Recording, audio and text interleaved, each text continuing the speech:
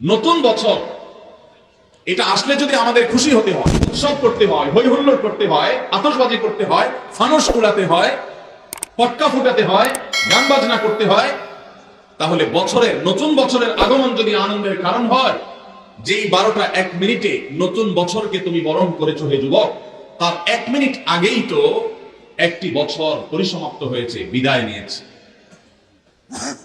বছরের আগমন যদি তোমার আনন্দের কারণ হয়, তাহলে বছরের বিদায় কেন তোমার বেদনার কারণ হয়নি?